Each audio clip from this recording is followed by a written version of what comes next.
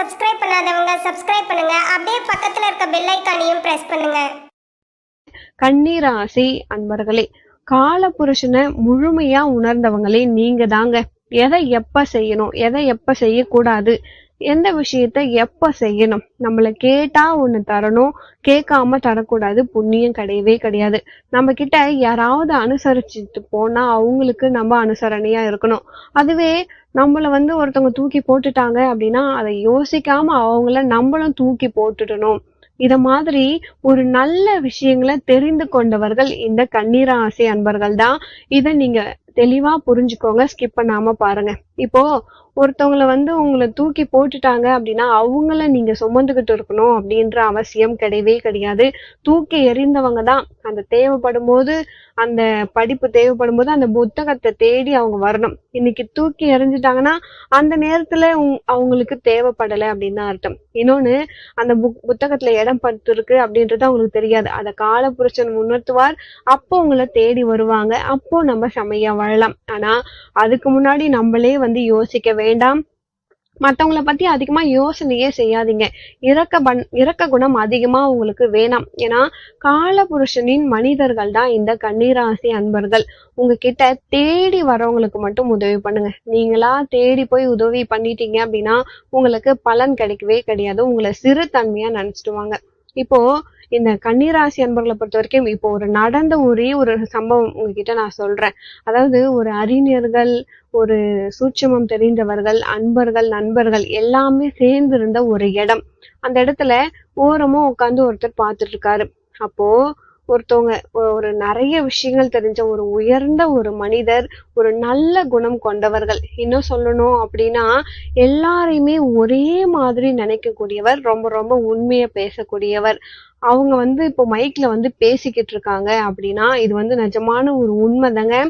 இப்போ அந்த நபர் என்ன பண்றாரு அப்படின்னா, அந்த மண்டபத்துல ஒரு நிகழ்ச்சி நடத்துறாங்க. அதனால ஒரு மைக்க கொடுத்து உங்களுடைய ஆசீர்வாதம் வேணும் அப்படின்னு சொல்லிட்டு சொல்றதால அவருமே ஆசீர்வாதம் பண்றதுக்காக அந்த மைக்க வாங்கி சில நல்ல விஷயங்களை சொல்லிக்கிட்டு இருக்காரு.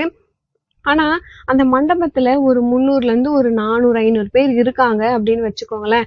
அதிகபட்சம் ஒரு 5-6 பேர் அது கேக்குற மாதிரி தலையாட்டிக்கிட்டு இருக்காங்க. ஆனா மீதி இருக்க நபர்கள், அந்த 300, 350 நபர்கள் வரைக்குமே அதை சுத்தமா காது கொடுத்து கேட்கவே இல்லை. அவர் என்ன பேசுறாரு அப்படின்றத கேட்கவே இல்லை. இதை நல்லா கவனிங்க. எதுக்காக இந்த விஷயத்த நான் உங்களுக்கு சொல்றேன் அப்படின்றத சொல்றேன். அப்போ அந்த வல்லுனர், அந்த ஆராய்ச்சியாளர், ஒரு நல்ல மனிதர் ஒரு நிமிடம் கூட இவங்கெல்லாம் நம்ம பேசுறத கேட்கல அப்படின்னு அவர் பேசுறத அவர் நிப்பாட்டவே இல்லை. அவர் மட்டும் பேசிக்கிட்டே இருந்தாரு. நிறைய நல்ல கருத்துக்கள், ஒரு மனிதன் எப்படி வாழணும், சாஸ்திரங்களை எப்படி பின்பற்றணும், நிறைய நல்ல விஷயங்களை அவரு மைக்ல சொல்லிக்கிட்டு இருக்காரு. ஆனா எதுக்காக நம்ம இதை சொல்லிக்கிட்டு இருக்கோம் அப்படின்னா, அந்த நல்ல விஷயங்கள் சொல்றத அவருடைய கடமையா சொல்றாரு. ஆனா அவர் சொல்றது நம்ம பாக்கியமா நினைச்சு மத்தவங்க கேட்கவே இல்லை. அவர் பேசுறதே பெரிய விஷயம். அதை நல்லது பேசுறாரு. அதை நம்ம கேட்டுட்டா நமக்கும் குழந்தைகள் இருக்கும், அந்த குழந்தைங்களை எப்படி வளர்க்கணும் அப்படின்றத தெரிஞ்சுக்கலாம். ஆனா யாருமே அதை கேட்கல. அப்போ ஏன் இப்படி நடக்குது? இவ்வளோ நல்ல விஷயத்த ஒருத்தர் சொல்லிக்கிட்டு இருக்காரு, இவ்வளோ பேர் இருக்காங்க, ஆனா யாருமே கேட்காம அவங்கவுங்க பேசிக்கிட்டே இருக்காங்க அப்படின்னும் பொழுது நல்லா தெரிஞ்சுக்கோங்க கன்னிராசி அன்பர்களே. இந்த இடத்துல அந்த அவர் பேசுனதை நம்ம கேட்கறதால இததான் இப்போ நான் கன்னிராசி அன்பர்களுக்கு நான் சொல்றேன்னு நினைக்கிறது. கன்னிராசி அன்பர்களும் இப்படிதான். தேவை அறிந்து நீங்க பேசுங்க. தேவையறியாத ஒரு விஷயத்த நீங்க சொல்லவே சொல்லாதீங்க. நீங்க கடவுள் அப்படின்னா சொல்லணும். உங்க உதவி யாருக்குமே ஈஸியா கிடைக்க கூடாது. அப்படி கிடைச்சிருச்சுன்னா அவங்க உங்களை சீக்கிரமா மட்டம் தட்டிடுவாங்க. அதனால அவசரத்துக்கு மட்டும்தான் ஆம்புலன்ஸ் வரணும். உயிர் காக்கக்கூடிய தோழனா இருக்கக்கூடியது ஆம்புலன்ஸ். கம்மியும் அப்படிதான் உயிர் காக்கக்கூடிய, மானம் காக்கக்கூடிய மனிதர்கள் கன்னிராசி அன்பர்கள். ஆனா அவங்க தேவையில்லாதவங்களுக்கு உதவி பண்றதோ, தேவையில்லாத பேச்சுக்களை பேசும் பொழுது அவங்க மேல தேவையில்லாத ஒரு வீண் பழி சேர்ந்துருதுங்க.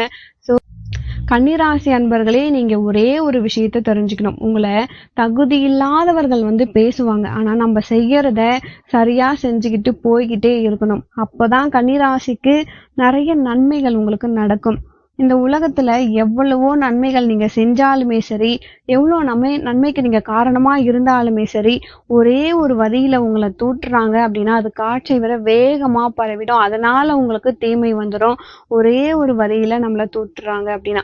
இவ்ளோ நல்லது பண்ணிருப்பீங்க. அது யாரும் வெளிய சொல்லவே மாட்டாங்க. ஆனா நீங்க பண்ணாத ஒரு விஷயத்த பண்ண மாரி ஒருத்தவங்க சொல்றாங்க. அத எல்லாரும் நம்புறாங்களே அப்படின்னு நீங்க நினைக்கக்கூடிய நேரம் வரும். அதனால எதுனாலும் இடம், பொருள் அறிந்து நீங்க செயல்படணும். நீங்க செய்யற உதவி கண்ணனை போல இருக்கணும். தேவையானவங்களுக்கு மட்டும் நீங்க உதவி செய்யணும். தேவையில்லாதவங்களுக்கு நீங்க உதவி செஞ்சுட்டீங்க அப்படின்னா உங்களுக்கு பலன் கிடைக்கவே கிடைக்காதுங்க. அப்போ மகாபாரதத்துல அத்தனை பேருக்கு சபையில ஒரு துயில் உரியப்படுறாங்க பாஞ்சாலி. அப்போ இது எல்லாமே தெரிஞ்ச கண்ணன் பக்கத்திலேயே இருக்கான், மறைவில் இருக்கான், திரை மறைவில் இருக்கான். அப்போ அண்ணான்னு சொன்னதுக்கு அப்புறம் தான் உதவி செய்ய வராரே தவிர அழைப்புக்கு முன்னாடி அவர் வரவே இல்லை. இந்த ஒரே ஒரு வார்த்தையை மட்டும் இந்த கன்னிராசி அன்பர்கள் நீங்க தெரிஞ்சுக்கிட்டீங்கன்னா உங்களால நன்மை பெறக்கூடியவங்க நிறைய பேர் இருப்பாங்க. ஆனா தேவையில்லாத நீங்க போயிட்டு உதவி பண்றதால அக்கா தம்பியா இருக்கட்டும், அண்ணன் தம்பியா இருக்கட்டும், அம்மா அப்பாவா இருக்கட்டும், வீண் கஷ்டத்தை தான் நீங்க அனுபவிக்க வேண்டியதா இருக்குங்க கன்னிராசி அன்பர்களே. சோ நீங்க ஆக்ரோஷமானவர்கள், சிவனை போல் நெற்றிக்கண் கொண்டவர்களா இருக்கீங்க. சிவனை போல் நெற்றிக்கண் கொண்ட கன்னிராசி அன்பர்களே, இதை நான் அழுத்தமா சொல்றேன். ஏன்னா நீங்க அந்த அளவுக்கு நல்லவங்க. அந்த நெற்றிக்கண்ணை அடிக்கடி திறக்கக்கூடாது. நக்கீரா அப்படின்னு சொன்னதுக்கு அப்புறம் தான் நெற்றிக்கண் திறக்கப்பட்டது. சோ நக்கீரனுக்கு நல்லது செய்யதான் நெற்றிக்கண் திறக்கப்பட்டது. சோ கன்னிராசி அன்பர்களே, சூழ்நிலையை கருத்தில் கொண்டு வாங்க. நீங்க வழிபடக்கூடிய தெய்வம் சென்று வரக்கூடிய ஆலயம் மதுரையில இருக்கக்கூடிய சொக்கநாதரோடு இருக்கக்கூடிய மீனாட்சி ஆலயம் தாங்க. மதுரை சொக்கநாதர் வழிபாடும் அங்க பக்கத்துல இருக்கக்கூடிய அழகர் வழிபாடும், அழகர் மலையில இருக்கக்கூடிய பெருமாள் வழிபாடும் அவசியம் இந்த கன்னிராசி அன்பர்கள் ஒரு முறையாவது செய்ய வேண்டுங்க. அது மட்டும் இல்லாம கன்னிராசி அன்பர்களுக்கு குலதெய்வ வழிபாடு ரொம்ப ரொம்ப அவசியம். அமாவாசைக்கு உங்க குலதெய்வ கோயிலுக்கு போனா ரொம்ப ரொம்ப நல்லதுங்க. கன்னிராசி அன்பர்களே, ஒரே ஒரு முறை மதுரைக்கு சென்று மீனாட்சி சொக்கநாதர் வழிபாடு நீங்க பண்ணுங்க. அழகர் கோவில் பக்கத்துல சென்று பெருமாளை நீங்க வழிபாடு பண்ணுங்க. 18ஆம் படி கருப்பன் அந்த சுவாமியை நீங்க வழிபாடு பண்ணலாம். அது மட்டும் இல்லாம உங்களுடைய குலதெய்வத்தை நீங்க ஆராதனை பண்ணணும்.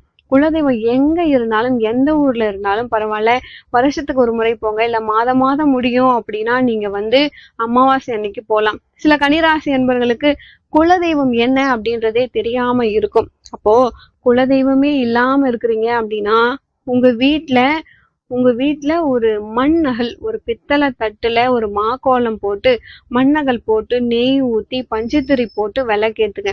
குலதெய்வமே என் வீட்டுக்கு எனக்கு நல்லது செய்யணும் அப்படின்னு அந்த தீபத்துல உங்களுக்கு குலதெய்வம் உங்க வீட்டுக்கு வருவாங்க.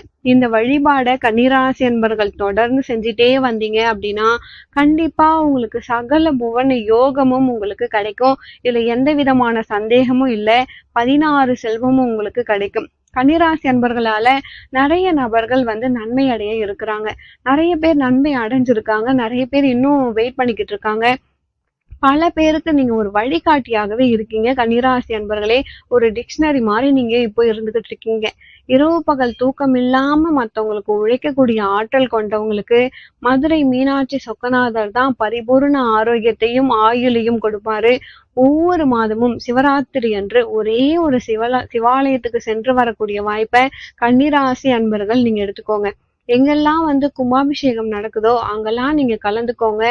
அப்படி நீங்க கலந்துக்கிட்டீங்க அப்படின்னா உங்களால முடிஞ்ச ஒரு பண உதவி, இல்ல பொருள் உதவி, இல்ல ஏதாவது ஒரு ஹெல்ப் உங்களால முடிஞ்சது நீங்க பண்றீங்க அப்படின்னா கண்டிப்பா உங்களுக்கு ஒரு புண்ணியம் கிடைக்கும். கன்னிராசி அன்பர்களை பொறுத்த வரைக்கும் நிச்சயமா ஒரு ஊர் மிச்சக்கூடியவங்களா இருப்பாங்க. ஒரு விஐபியா வருவாங்க. நீங்க ஊருக்கு எல்லாமே செய்ய கண்டிப்பா உங்களுடைய வீடும் சிறப்பாகவே இருக்கும். இன்னும் சொல்லணும் அப்படின்னா கன்னிராசியில இருக்கவங்க அரசியல்வாதியா இருந்தா ரொம்ப ரொம்ப நல்லது. நீங்க ஊருக்கு செஞ்சீங்கன்னா நிச்சயமா உங்க வாழ்க்கையும் வீடும் நல்லா இருக்கும். இந்த வழிபாடு மட்டும் நீங்க தொடர்ந்து செய்யுங்க. இந்த ஆலயத்துக்கு நீங்க போயிட்டு வரும்பொழுது அழகர் கோவில் இருக்கக்கூடிய பெருமாள் உங்க வாழ்க்கையில ஒரு மிகப்பெரிய மாற்றத்தை ஏற்படுத்துவாரு. மதுரை சொக்கநாதர் அனுகிரகம் நீங்க பெற்றுட்டீங்க அப்படின்னா உங்க வாழ்க்கையில இல்லறம் சந்தோஷமாகும். உங்க வாழ்க்கையில பெருமையான விஷயங்கள் நடக்கும். 18ஆம் படி கருப்பன் வழிபாடு செய்யும் பொழுது உங்களுக்கு பயம் அகலும். குலதெய்வ வழிபாடு பண்ணும் பொழுது உங்களுடைய குலம் தழைக்கும். நிச்சயமா இது எல்லாமே கன்னிராசி அன்பர்களுக்கு நடக்கும் அப்படின்னு தான் சொல்லணும். நீங்க தொடர்ந்து உங்க வாழ்க்கையில வழிக்கு விழாம இருக்கணும் அப்படின்னா இப்ப நம்ம சொன்ன மாதிரி நீங்க வழிபாடு பண்ணுங்க. உங்க வாழ்க்கையில கண்டிப்பா நல்லது நடக்குங்க. இவ்வளோ நேரம் இந்த பதிவை நீங்க கேட்டுட்டு இருக்கீங்க அப்படின்னா குலதெய்வ அருள் உங்களுக்கு முழுமையா கிடைச்சிருக்கு அப்படின்னு தாங்க சொல்லணும். கண்டிப்பா கன்னிராசி அன்பர்களே, இந்த பதிவு உங்களுக்கு ரொம்ப ரொம்ப பயனுள்ளதா இருக்கும். நீண்ட நாட்களாக இருந்த கடன் பிரச்சனை, எல்லா பிரச்சனையும் உங்களுக்கு தீரும். உங்களால பணம் சேமிக்க முடியல அப்படின்னா நீங்க பண்ற தவறு செலவு போனதுக்கு அப்புறம் தான் சேமிப்பேன் அப்படின்னு நீங்க நினைக்காதீங்க. அப்படி இருந்தா சேமிக்கவே முடியாது. சேமிப்பு போக செலவு அப்படின்ற பழக்கத்தை நீங்க கொண்டு வந்தீங்க அப்படின்னா கண்டிப்பா உங்க வாழ்க்கையிலும் உங்களாலேயும் ஜெயிக்க முடியும் கன்னிராசி அன்பர்களே. மேலும் இப்போ நான் சொன்ன மாதிரி நீங்க ஆலயத்துக்கு சென்று வழிபாடு பண்ணுங்க. இந்த ஒரே ஒரு இடத்துல உங்களுடைய காலடி பட்டுச்சு அப்படின்னாலே உங்களுடைய ஒட்டுமொத்த பிரச்சனைகளும் தீர்ந்து பணவரவு அதிகரிக்கும். உங்களாலேயும் கஷ்டம் தீர்ந்து உங்களை கீழே தள்ளி விடணும் அப்படின்னு நினைச்சவங்க முன்னாடி சீரும் சிறப்போடு உங்களால வாழ முடியுங்க. மேலும் தகவலுக்கு எங்க சேனலை மறக்காம சப்ஸ்கிரைப் பண்ணுங்க. நன்றி.